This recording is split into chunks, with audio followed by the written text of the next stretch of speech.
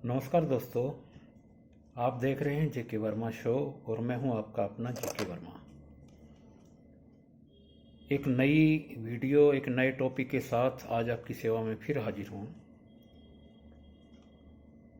आज का टॉपिक है ट्रेन ड्राइवर यानी दक्ष चालक, यानी एक बिल्कुल ही निपुण चालक। दोस्तों, मैं आपको बताना चाहता हूं कि अपनी ज़िंदगी का ड्राइवर हमें खुद बनना है। अपनी ज़िंदगी को कैसे चलाना है, किस तरह से चलाना है, इसका फैसला हमने खुद करना है। किसी दूसरे के हाथ में अपने जीवन की बागडोर नहीं देनी, किसी के कहने पर नहीं चलना, किसी के मर्जी से हमने अपनी ज़िंदगी को नहीं चलाना। आज का यही टॉपिक है कि एक सफल व्यक्ति अपनी ज़िंदगी का ड्राइवर खुद होता है। एक सफल व्यक्ति की सबसे बड़ी पहचान यह होती है कि वह अपनी ज़िंदगी खुद चलाता है, उसका ड्राइवर खुद होता है। लेकिन साथ ही हमें यह भी जानना ज़रूरी है कि एक ट्रेन ड्राइवर होता कैसा है। आप क्या समझते हैं, एक ट्रेन ड्राइवर कैसा होना चाहिए?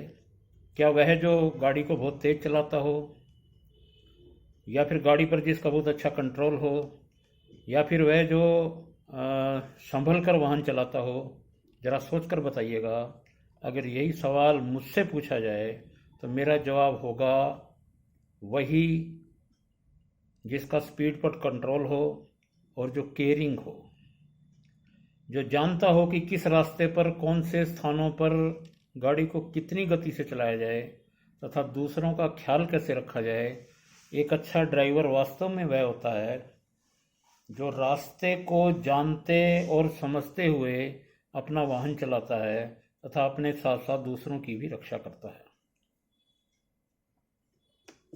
दोस्तों, मान लीजिए एक रास्ता स्कूल की ओर जा रहा है, उस पर बच्चों का आना जाना है और चालक तेज गति से वाहन चलाएगा तो सोचिए क्या होगा।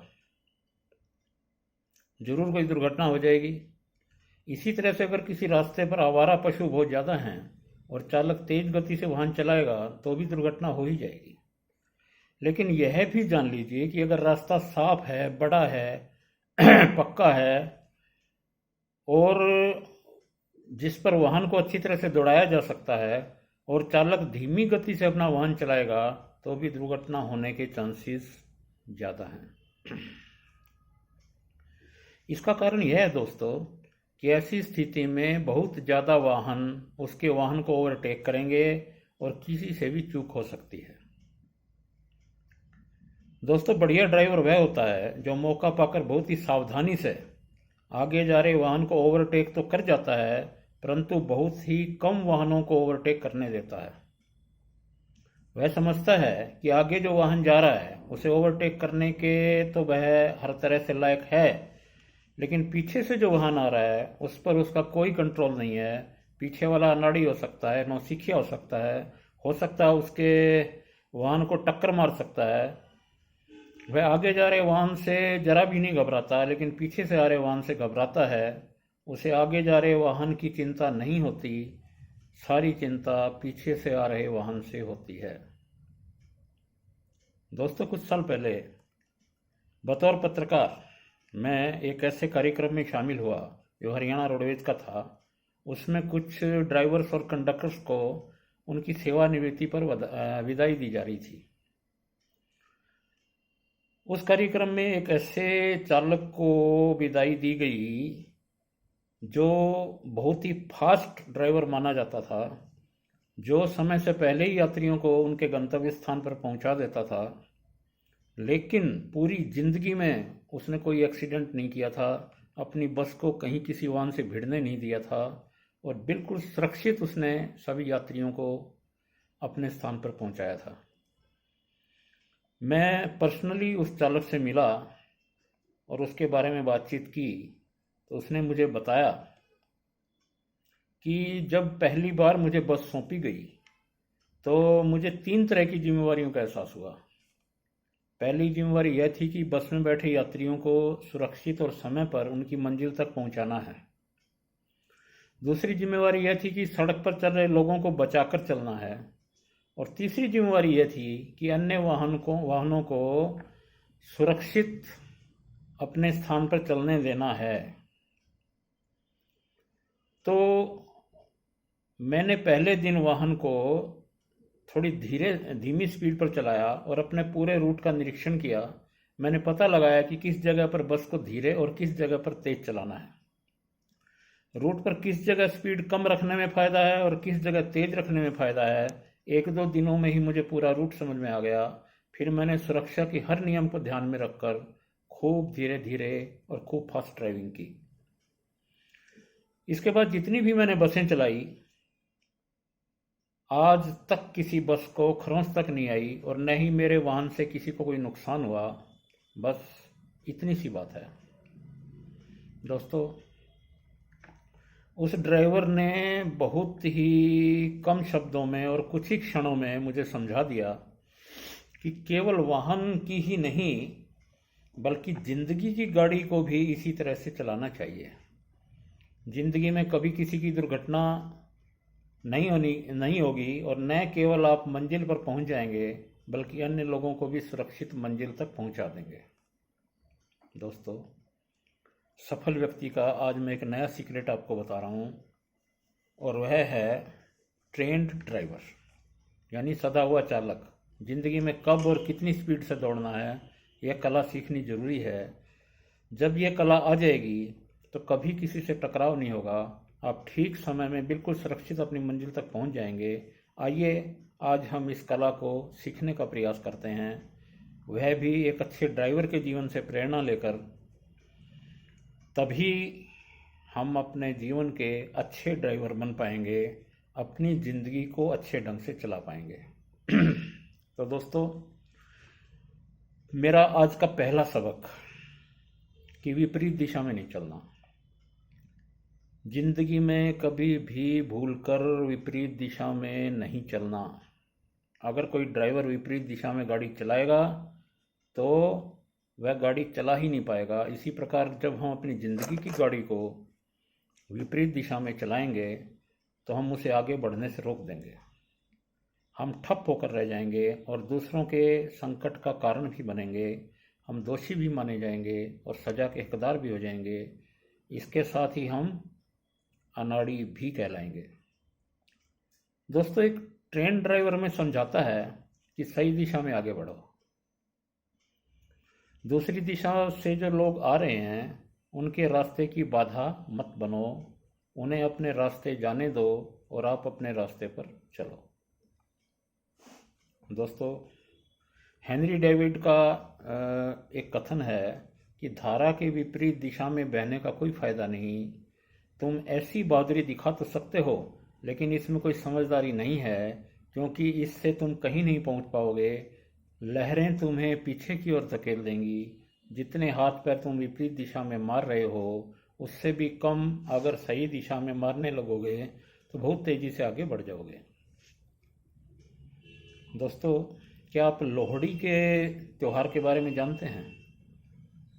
लोहड़ी का त्यौहार 13 जनवरी को मनाया जाता है, ख़ास तौर से पंजाब में, हरियाणा में और भी कई राज्यों में। और यह त्यौहार दुल्ला भट्टी के नाम पर मनाया जाता है। वैसे तो इसको मनाने के कई कारण हैं, लेकिन दुल्ला भट्टी की एक कहानी आती है। अगर आप इस कहानी के बारे में नहीं जानते तो आज मैं बताऊंगा कि दुल्ला भट्टी एक कुख्यात डाकू था। इतना कुख्यात था कि उसका नाम सुनकर ही लोग घरों में दुबक जाते थे। उसका असली नाम तो था राय अब्दुल्ला खान भट्टी। वह डाकू जिंदगी में बहुत विपरीत दिशा में चला और समय के साथ साथ एक खतरनाक डाकू बन गया। लेकिन उसका जिंदगी का सुख चैन सब छीन गया।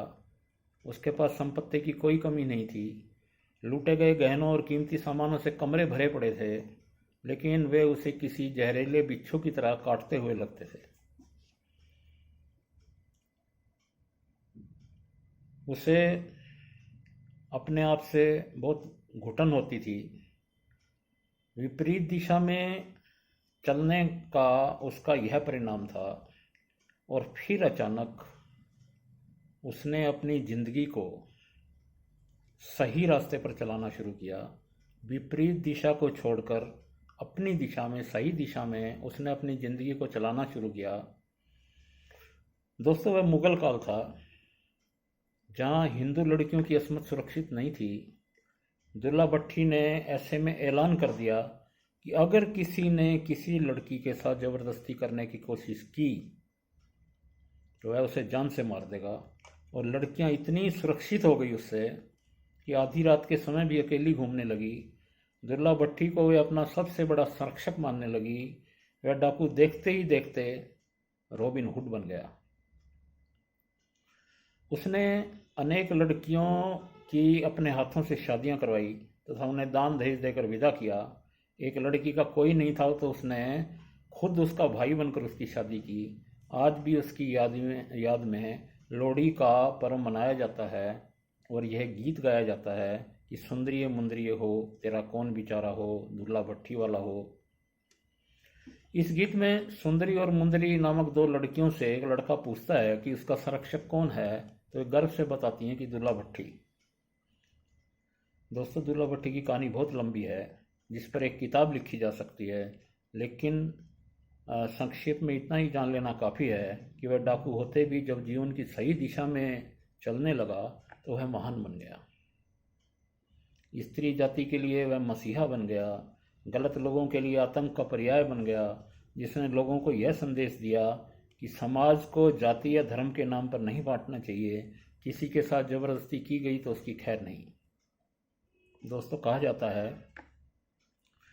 कि दुल्ला भट्टी को चाहे जिन हालातों ने डाकू बना दिया हो, लेकिन वह सफलता का धनी था। वह जीवन की सही दिशा में चला और इतिहास के पन्नों में अमर हो गया। यानी वह अपनी ज़िंदगी का ड्राइवर खुद बना और उसने सही दिशा में अपने आप को चलाया। यह हमारा था आज का पहला सबक। अब दूसरा सबक देखते हैं। दूसरा है कि वक्त आने पर तेज दौड़ना। एक ट्रेन ड्राइवर हमें सिखाता है दोस्तों कि जैसे ही रास्ता आए जिस पर वाहन तेज दौड़ाया जा सकता है तो फिर दौड़ा देना चाहिए, वरना पीछे से कोई वाहन टक्कर मार देगा। बिल्कुल ज़िंदगी में भी यही फार्मूला लागू करना है। ज़िंदगी में वक्त को देखना है, हालात को परखना है और मौका पाते ही सरपट अपने लक्ष्य की ओर दौड़ लगा देनी है। अगर फिर अपनी स्पीड कम रखी तो खतरा बढ़ जाएगा। कोई और व्यक्ति तुम्हें चोट पहुंचा देगा, तुम्हें आगे बढ़ने से रोक देगा। दोस्तों, आपने बिल्ली को देखा होगा कि वह कैसे चूहा पकड़ती है। आपने कई पशुओं या पक्षियों को भी शिकार करते देखा होगा। कैसी चाल होती है उनकी? पहले बिल्कुल धीमी, वे कोई आहट करके अपने शिकार को चौकन्ना नहीं करना चाहते। फिर जैसे ही देखते हैं कि अब मौका सही है, वे एक ही झपट्टा मारते हैं और शिकार उनकी मुट्ठी में होता है। और जीवन में कामयाबी के लिए यही पक्ष काम करता है। जब धीमी गति की ज़रूरत हो तो धीमा ही चलना चाहिए और जैसे रास्ता साफ हुआ स्पीड बढ़ा देनी चाहिए। सफल व्यक्ति हमेशा यही करता है। दोस्तों, आपने क्रिकेट का मैच देखा होगा। उसमें कौन सी टीम विजयी होती है? जवाब की केवल वही होती है जिसके खिलाड़ी अपनी स्पीड को कंट्रोल में रखते हैं। वे हर बॉल का रुख देखते हैं और सोच समझकर स्ट्रोक जड़ते हैं। इस खेल में सबसे ज़्यादा रन वही खिलाड़ी बनाता है जो क्रीज पर टिका रहता है तथा मौका देखते ही चौका या छक्का जड़ देता है। जिंदगी में हमें बहुत सोच समझकर अपनी गति को नियंत्रित रखना पड़ता है। स्पीड तभी दिखानी है जब स्पीड दिखाने का सही मौका हो। अब सोचकर देखिए कि जब किसी लड़की की शादी होती है तो वह ससुराल जाती है तो बहुत ही सोच समझकर व्यवहार करती है। बोलने की गति को बहुत कम रखती है वह पहले अपनी ससुराल के लोगों को समझती है, उनका स्वभाव पहचानती है। धीरे धीरे जब वह अपनी ससुराल में स्थापित हो जाती है तो फिर खुलकर व्यवहार करती है और जो जैसा होता है उसके साथ उसी तरह चलने लगती है। ऐसी लड़की ज़िंदगी की बाजी जीत जाती है और एक दिन मालकिन बन बैठती है। लेकिन अगर वही लड़की आते ही चौके या छक्के जड़ने शुरू कर दे तो फिर देखते ही देखते आउट हो जाएगी। ये था दोस्तों हमारा दूसरा सबक। आइए अब तीसरा सबक देखते हैं। तीसरा सबक ये कि जो लोग हम पर निर्भर हैं उनकी हमें चिंता करनी है। अगर किसी वाहन में कुछ लोग बैठे हैं तो उनकी चिंता करना ड्राइवर की जिम्मेवारी है। इसी तरह जिंदगी की गाड़ी में भी आपके बुजुर्ग माता पिता, पत्नी और बच्चों की चिंता करना आपकी जिम्मेवारी है। आप अपने लक्ष्य की ओर कम या ज़्यादा स्पीड से चाहे बढ़ें, लेकिन अपने परिवार को नज़रअंदाज नहीं करना है, उनकी बराबर चिंता करनी है। आपका लक्ष्य तक पहुंचना ज़रूरी है, लेकिन उस तक पहुंचने के लिए अगर आप अपने परिवार की बलि देते हैं तो उसका कोई लाभ नहीं। दोस्तों, लक्ष्य और परिवार दोनों ही ज़रूरी हैं, लेकिन अपने लक्ष्य की ओर बढ़ते हुए खुद पर निर्भर लोगों की चिंता ज़रूर करनी है। यही एक अच्छा ड्राइवर हमें समझाता है। मैं आपको एक कहानी सुनाना चाहूँगा। वह कहानी है निकोलस और मैरीना की प्रेम कहानी। यह प्रेम कहानी मैंने कई बार पढ़ी है और यह काफ़ी रोचक है। हुआ यूँ कि निकोलस को मैरीना से प्रेम हो गया और उसने उसे प्रपोज किया। मैरीना ने उससे कहा कि अगर वह अपने परिवार को छोड़कर केवल उसी के साथ रहना स्वीकार करे तो भविष्य में कभी भी वह अपने परिवार से न मिले और वादा करे कि वह उससे हमेशा प्रेम करेगा तो वह उससे विवाह कर लेगी।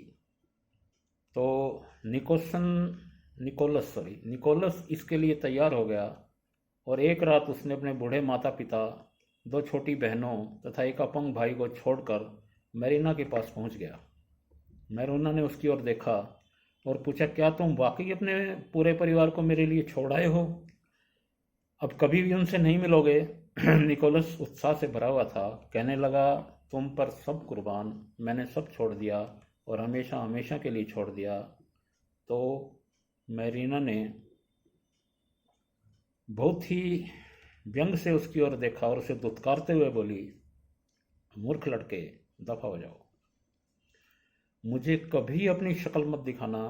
तुम क्या समझते हो मैं उस लड़के के हाथ अपनी ज़िंदगी सौंप दूंगी जो इतना तक नहीं जानता कि जिम्मेवारी किस चिड़िया का नाम है। जब तुम अपने माता पिता और भाई बहनों की जिम्मेवारी से भाग सकते हो तो मैं कैसे मान लूँ कि तुम मेरी जिम्मेवारी वहन कर लोगे और मुझे कभी छोड़कर नहीं जाओगे। मैं तो केवल तुम्हारी परीक्षा ले रही थी और इस परीक्षा में तुम फेल निकले। सच्चाई यही है दोस्तों कि अगर हम अपनी जिम्मेवारियों से भागकर अपना लक्ष्य पाना चाहते हैं तो वह कभी नहीं मिलने वाला। अगर मिल भी जाएगा तो उसकी खुशी नहीं होगी। लक्ष्य का मिलना तभी सफल है जब हम अपने जिम्मेदारियों को भी साथ साथ लें, जो हम पर निर्भर हैं उनकी खूब चिंता करें। यह था हमारा तीसरा सबक दोस्तों। अब चर्चा करेंगे चौथे सबक की। चौथा सबक है कि टकराहट से बचना है, टकराहट से बचना है। एक ट्रेन ड्राइवर हमें सिखाता है दोस्तों कि अगर हमने सुरक्षित और समय पर अपनी मंजिल पर पहुंचना है तो रास्ते में किसी से भी नहीं टकराना, सभी को अपने रास्ते पर गुजरने देना है। तुमने अपने रास्ते पर बढ़ते चले जाना है, अपनी स्पीड को इस तरह से कंट्रोल करना है कि आपकी किसी दूसरे के साथ छोटी सी भी भिड़ंत न हो। हमें अपनी ज़िंदगी में इस बात का पूरा ध्यान रखना है कि अपने लक्ष्य की ओर बढ़ते समय दूसरों के साथ टकराव न हो। जीवन पथ पर आपको अनेक लोग ऐसे मिलेंगे जो आपके साथ टकराने का प्रयास भी करेंगे, लेकिन आपकी सफलता तभी है जब आप उनसे बचते हुए आगे निकल जाएंगे। अगर उनकी ईंट का जवाब पत्थर से देने का प्रयास किया तो बहुत समय बर्बाद हो जाएगा और मंजिल दूर हो जाएगी। दोस्तों, एक व्यापारी ने मरने से पहले अपने 2 बेटों को बुलाया और उन्हें अपना एक एक प्रतिष्ठान सौंपते हुए कहा, मैंने अपने व्यापार को बहुत मेहनत और समझदारी से खड़ा किया है, अब तुम इसे और बढ़ाना। मैं तुम्हें एक फार्मूला दे रहा हूँ, अगर तुम इसका पालन करोगे तो आगे बढ़ते जाओगे और शहर के सबसे अमीर आदमी बन जाओगे। वह फार्मूला यह है कि जमकर मेहनत करना, और अगर तुमसे कोई टकराने की कोशिश करे तो अपने आप को बचा लेना। लेकिन एक बेटे ने पिता की सलाह मानी, दूसरा भूल गया। एक बार उसका किसी से झगड़ा हो गया तो उसने भी सोचा कि वह भला किसी से कम थोड़ा ही है। उसकी सारी संपत्ति कोर्ट कचहरी, पुलिस, थानों और अपनी सुरक्षा करने में ख़त्म हो गई, जबकि उसी के भाई ने टकराने वाले को समझा बुझाकर शांत करने का प्रयास किया। जब वह नहीं माना तो उसने शहर के गणमान्य लोगों की मदद ली तथा उसे दबाव डलवाकर शांत करवा दिया। एक भाई शहर का सबसे बड़ा रईस बन गया और दूसरा कंगाल हो गया। एक असफल व्यापारी दोस्तों यही करता है। यह कभी किसी से नहीं टकराता, किसी के काम में दखल नहीं देता, बस अपने रास्ते पर लगातार बढ़ता जाता है। अगर कोई उससे ज़बरदस्ती टकराने की कोशिश करता है तो वह उसे शांत करने का प्रयास करता है। फिर भी वह न माने तो शहर के गणमान्य लोगों का सहारा लेता है, उस व्यक्ति पर दबाव डलवाता है, लेकिन उसके साथ दुश्मनी नहीं बांधता। दोस्तों, लक्ष्य उसे मिलता है जो दूसरों से नहीं टकराता, जो दूसरों को भी आगे बढ़ने से नहीं रोकता और स्वयं भी आगे बढ़ता चला जाता है। और ऐसा केवल सफल व्यक्ति ही करता है। पॉजिटिव थिंकर टकराव से दूर रहता है और केवल अपने लक्ष्य की ओर ध्यान देता है। ये था हमारा चौथा सबक दोस्तों। अब बात करते हैं 5वें सबक की। 5वां सबक है दूसरों की मदद करना। एक अच्छा ड्राइवर हमें सिखाता है कि संसार एक दूसरे के सहयोग से ही चलता है। इसी तरह ट्रैफिक भी एक दूसरे के सहयोग से चलता है। जब तक हम सब एक ही व्यवस्था के हिस्से नहीं बन जाते, न तो खुद कामयाब हो सकते हैं और न ही दूसरों को कामयाब होने दे सकते हैं। वह हमें सिखाता है कि वक्त आने पर एक दूसरे के काम आओ। सफ़र लंबा भी हो सकता है, छोटा भी हो सकता है, लेकिन दुर्घटना किसी के साथ हो सकती है। चूक होना कोई बड़ी बात नहीं। अगर किसी के साथ दुर्घटना हो जाए तो उसे अनदेखा मत करो, उसकी मदद करो। ऐसे में अगर लक्ष्य दूर भी चला जाता है तो परवाह नहीं करनी है। जिंदगी में भी हमें यही करना है दोस्तों। अगर किसी के साथ कोई अनहोनी हो जाए तो उसकी सहायता के लिए आगे आना है। इस बात को नहीं भूलना कि दुर्घटना हमारे साथ भी हो सकती है। अगर कोई हमारी मदद के लिए नहीं आया तो क्या होगा। यानी मानवता पर लक्ष्य को हावी नहीं होने देना। मैं आपको एक घटना और बताता हूँ, नेपाली प्रधानमंत्री की। यह घटना 10 सितंबर 2009 की है। नेपाल के प्रधानमंत्री उस समय थे माधव कुमार। तो वो एक सरकारी कार्यक्रम में हिस्सा लेने गए हुए थे। काम खत्म होने के बाद प्रधानमंत्री को काठमांडू लौटना था, जहां कैबिनेट की एक बहुत ही महत्वपूर्ण बैठक होनी थी। लेकिन तभी क्या हुआ कि एक कार्यकर्ता ने उन्हें फ़ोन करके बताया कि एक जिला था रुकुम में एक गर्भवती महिला की प्रसव के दौरान हालत बिगड़ गई है और उसे चिकित्सा के लिए काठमांडू भेजना जरूरी है। यह सुनते ही प्रधानमंत्री ने तत्काल अपने पायलट को हेलीकॉप्टर लेकर रुकुम जाने के लिए कहा और उस महिला को काठमांडू पहुंचाने का आदेश दिया। इस पर उनके साथ गए कुछ लोगों ने उन्हें याद दिलाया कि कैबिनेट की बैठक बहुत ज़रूरी थी। इस पर प्रधानमंत्री ने कहा, मेरे लिए इस वक्त उस महिला की जान बचाने से महत्वपूर्ण कुछ भी नहीं है। बैठक तो फिर भी हो जाएगी, लेकिन अगर महिला को कुछ हो गया तो उसका पूरा परिवार बिखर जाएगा। प्रधानमंत्री ने उस अज्ञात महिला के लिए काठमांडू में अपनी कैबिनेट की बैठक को स्थगित कर दिया। इसके बाद हेलीकॉप्टर से उस महिला, जिसका नाम था कमला चंद, काठमांडू पहुंचाया गया, जहां उसकी जान बचाई जा सकी। अगर महिला को समय पर नहीं पहुंचाया जाता तो उसकी जान जा सकती थी। बच्चे की जान भी जा सकती थी। और डॉक्टरों का कहना था कि यदि महिला के अस्पताल पहुंचने में थोड़ी सी भी देर हो जाती तो उसे बचाना मुश्किल था। तो दोस्तों, नेपाली प्रधानमंत्री के इस मानवीय प्रयास की जहां भरपूर सराहना हुई, उसे मानवीयता के एक उदाहरण के रूप में पेश किया गया। मैं समझता हूं कि अकेले नेपाली प्रधानमंत्री नहीं, आज तक जितने भी महान व्यक्तित्व इस धरती पर हुए हैं, उन्होंने इंसानियत को सबसे ज़रूरी समझा है और किसी की जान बचाने के लिए अपने सभी महत्वपूर्ण काम छोड़ दिए। एक घटना मुझे बाबू राजेंद्र प्रसाद के जीवन से भी याद आ रही है, मैं उसे भी आपके साथ शेयर करना चाहूँगा। बात उन दिनों की है जब हमारा देश प्रतंत्र था, बारिश का मौसम था और गंगा में बाढ़ आई हुई थी। चारों ओर हाहाकार मचा हुआ था, अनेक लोग बाढ़ में फंस गए थे, रोटी कपड़े को तरस रहे थे। ब्रिटिश सरकार जो सहायता कर रही थी वह पर्याप्त थी।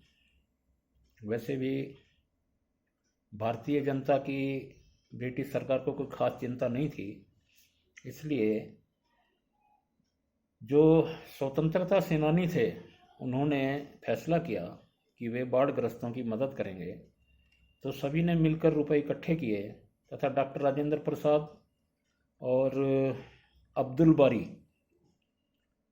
को रुपए देकर बाढ़ग्रस्तों की मदद करने के लिए भेजा। साथ में खाने पीने का सामान था, कपड़े थे, और वे दोनों एक पुल पर पहुंचे। वहाँ व्यक्तियों के गुजरने के लिए स्थान नहीं था, केवल रेल की पटरियां थी जो पुल के ऊपर से होकर गुजर रही थी। अब राहत के रुपए और खाद्य सामग्री कमर और कंधों पर लदी हुई थी। राजेंद्र प्रसाद सोच रहे थे कि पुल कैसे पार करें, क्योंकि नीचे नदी की धारा तेज है, तैर कर जाना असंभव है। तो अब्दुल बारी और राजेंद्र प्रसाद कोई फैसला नहीं ले पा रहे थे। तभी राजेंद्र बाबू ने कहा, अभी क्या समय होगा? तो बारी साहब ने बताया कि 10 बज गए हैं। राजेंद्र बाबू बोले, तब तो ट्रेन का खतरा नहीं है, 1 घंटे से पहले यहाँ से कोई ट्रेन गुजरने वाली नहीं है, हम रिस्क ले सकते हैं। तो बारी साहब ने पूछा, लेकिन कैसे? राजेंद्र बाबू कहने लगे, हम सामान के गट्ठर मजबूती से अपनी पीठ पर बांध लेते हैं और पटरियों से लिपट कर रेंगते हुए पुल पार कर लेते हैं। बारी साहब थोड़ा हिचकिचाए तो राजेंद्र बाबू बोले, जरा विचार करो, वहाँ न जाने कितने लोग भूखे होंगे, हमारी राहत सामग्री उन्हें काफ़ी राहत पहुँचा सकती है। अगर उनमें से कोई भूख से मर गया तो शायद मैं अपने आप को कभी माफ़ नहीं कर पाऊँगा। तब राजेंद्र बाबू के मुंह से ये शब्द सुन के बारी साहब भी तैयार हो गए। दोनों ने राहत सामग्री अपनी गर्दन, पीठ, कुल्लों, टांगों से कसकर बांध ली और पटरियों पर लेटकर धीरे धीरे आगे रेंगने लगे। खतरा बहुत ज़्यादा था, लेकिन उससे कहीं ज़्यादा उन लोगों के मन में आपदाग्रस्त लोगों की चिंता थी। और आखिरकार ये पुल पार कर गए तथा पीड़ितों को राहत सामग्री तथा रुपए वितरित किए।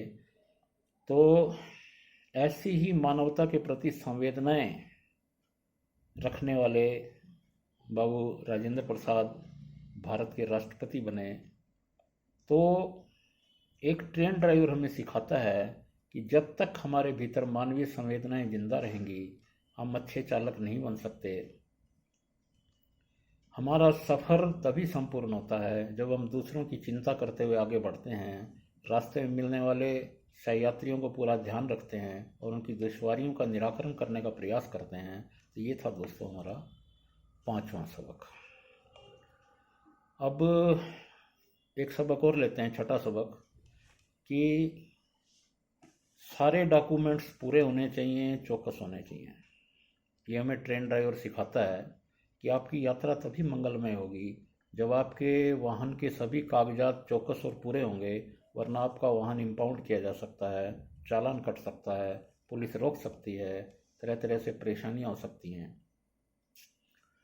जिंदगी में भी यही होता है दोस्तों। जिंदगी में भी लक्ष्य पाने के लिए ज़रूरी है कि अपना पूरा रिकॉर्ड अपडेट और चौकस रखें। ऐसी व्यवस्था रखें कि कोई हम पर इल्ज़ाम न लगा सके, हमें किसी को चक्कर में न फंसा सके और हमारे मार्ग में बाधा न बन सके। तो रिकॉर्ड केवल आपके लिए ही नहीं बल्कि आपके परिवार या आपके आश्रितों के लिए भी जरूरी है। एक सफल व्यक्ति की विशेषता यह होती है कि वह हमेशा सजग रहता है, जागरूक रहता है तथा अपने जीवन की ऐसी व्यवस्था बनाकर रखता है कि कोई उसे या उसके परिवार को परेशान करने की जरूरत नहीं कर सकता। पिछले दिनों दोस्तों मैं एक काम से सरकारी अस्पताल में एक डॉक्टर से मिलने गया, तो वहाँ एक एक्सीडेंट का केस आया हुआ था। जिसकी दुर्घटना हुई थी वह एक पुरुष था, बेहोश था और उसके बचने की संभावना बहुत कम थी। डॉक्टर का मानना था कि अगर वक्त पर उस व्यक्ति का ऑपरेशन कर दिया जाए तो उसकी जान बच सकती थी। उसने घायल के परिवार वालों से इस संबंध में बात की तो एक चौंकाने वाली बात सामने आई। पता चला कि वह व्यक्ति बहुत कमाता था, लेकिन पैसा किस बैंक में जमा था कुछ पता नहीं था। बैंक की पासबुक या एटीएम कार्ड कहाँ थे यह भी किसी को पता नहीं था। उस व्यक्ति ने बातों ही बातों में परिवार के लोगों को एक दिन यह तो बताया था कि उसने पूरे परिवार का जीवन बीमा और दुर्घटना बीमा करवा रखा था, लेकिन किस कंपनी से करवा रखा था और उसके कागजात कहाँ थे उसे नहीं पता था। तो इससे बहुत ही विकट स्थिति पैदा हो गई थी।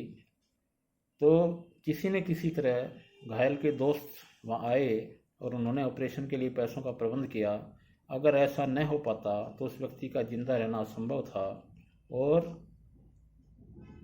जो दिक्कत परिवार वालों को हुई वह उन्हें नहीं होनी चाहिए थी। तो दोस्तों ऐसी स्थिति नहीं आनी चाहिए। अगर आपका बैंक खाता है तो उसकी पासबुक, एटीएम कार्ड और उसके कोड के बारे में परिवार के लोगों को पता होना चाहिए। बैंक खाते का कोई न कोई नॉमिनी अवश्य होना चाहिए ताकि मृत्यु के बाद पैसा मिलने में कोई परेशानी न हो। इसी तरह अगर कहीं इंश्योरेंस पॉलिसी या प्रॉपर्टी के सभी प्रूफ परिवार के लोगों के पास सुरक्षित नहीं होंगे तो दिक्कत हो जाएगी। दोस्तों सफल व्यक्ति हर स्थिति को समझता है तथा ऐसी गलतियां नहीं करता। उसका सारा रिकॉर्ड चौकस व सही जगह होता है, जिससे वह तथा अपने परिवार के सदस्य अनेक परेशानियों से बचे रहते हैं।